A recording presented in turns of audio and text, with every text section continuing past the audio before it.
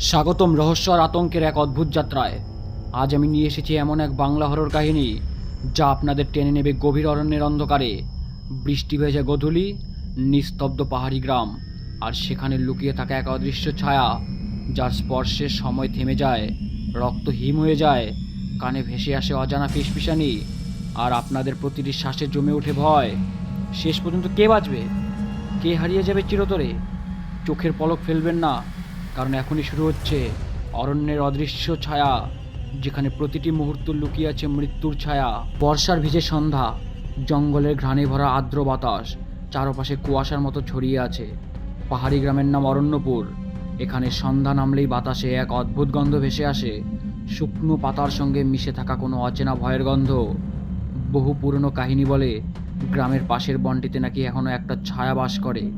কেউ তাকে চোখে দেখে না, কিন্তু তার উপস্থিতি টের পেলে শরীরের সমস্ত রক্ত যেন বরফ হয়ে যায়। কলকাতার সাংবাদিক অমিতাভ সেন অফিস থেকে এক দায়িত্ব পেলেন। অরণ্যপুরের জঙ্গলে কাঠের চোরাচালানের খবর তদন্ত করতে হবে। শহরের কোলাহল থেকে দূরে দুদিন কাটাতে পারবে ভেবে তিনি রাজি হয়ে গেলেন। ট্রেনে শিলিগুড়ি, সেখান থেকে জিপে কয়েক ঘন্টার পথ। শেষে যখন গ্রামে পৌঁছালেন তখন গোধূলি নেমেছে। গ্রামের অতিথিশালায় দায়িত্বে ছিলেন প্রবীণ লোক হরিপদ দা। তিনি সতর্ক করলেন, বাবু, সন্ধ্যার পর বনে যাবেন না। এখানে এক ভয়ঙ্কর ছায়া ঘরে, যাদের পায় তারা আর ফেরে না। অমিতাভ হাসলেন, ভেবেই নিলেন এ তো সাধারণ গ্রাম্য গুজব।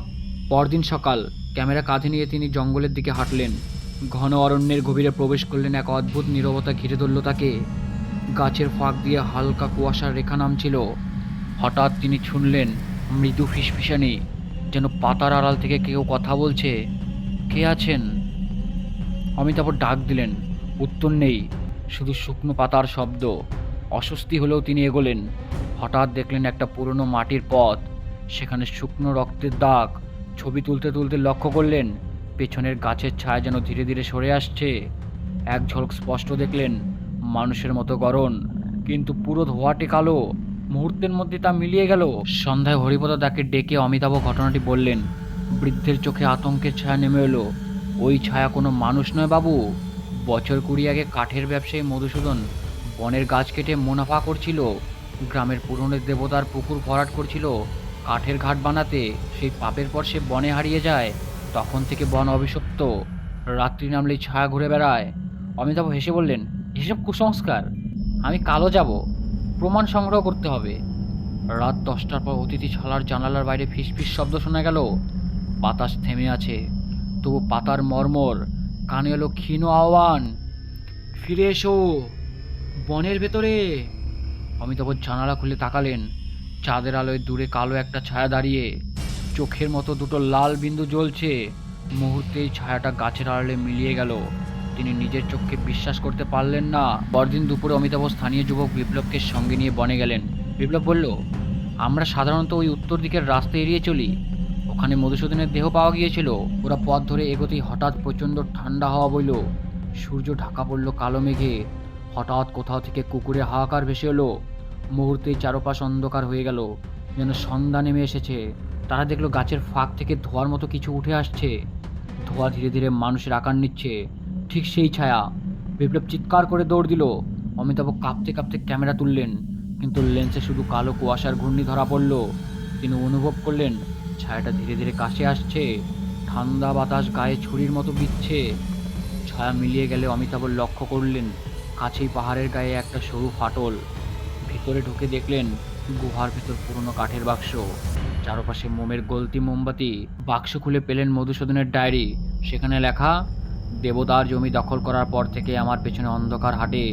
আমি মুক্তি চাই, কিন্তু ছায়া আমায় ছাড়ে না। যদি কেউ পারো, আমার ভুলের প্রায়শ্চিত্ত করো। হঠাৎ ঘোর ভেতর শীতল হাওয়া বইতে লাগলো। আলো নিভে গেল। অমিতাভ অনুভব করলেন কেউ ঠিক পেছনে দাঁড়িয়ে আছে তার। ঘুরে দেখলেন সেই ছায়া, এবার আরো স্পষ্ট। কালো আকারের মধ্যে মানুষের হাড়ের মতো রেখা, তার চোখে তীব্র ক্রোধ। অমিতাভ ডায়েরি থেকে বুঝলেন ছায়াকে থামাতে হলে সেই পুকুরের ধারে মধুসূদনের নাম উচ্চারণ করে কাঠের বাক্সটি জলে ডুবিয়ে দিতে হবে। কিন্তু পুকুরের কাছে যেতেই বাতাস ঝড়ের মতো বইতে শুরু করলো। গাছগুলো যেন ছেঁড়া পতাকার মতো নড়ছে। ছায়া আবির্ভূত হয়ে অমিতাভকে আটকে দিল।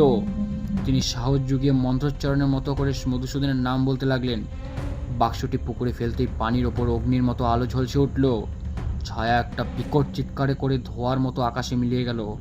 বাতাস শান্ত হলো। পরদিন ভোরে অমিতাভ গ্রামে ফিরলেন। হরিপদদা খবর শুনে বললেন, আপনি আমাদের বনকে মুক্ত করলেন বাবু, আজ থেকে অরণ্যপুরের সন্ধ্যা ভয় ডেকে আনবে না। অমিতাভ মনে মনে ভাবলেন, মানুষের লোভই যেন সবচেয়ে বড় ছায়া। তিনি শহরে ফিরে রিপোর্ট লিখলেন, কিন্তু নিজের অভিজ্ঞতার কথা গোপন রাখলেন।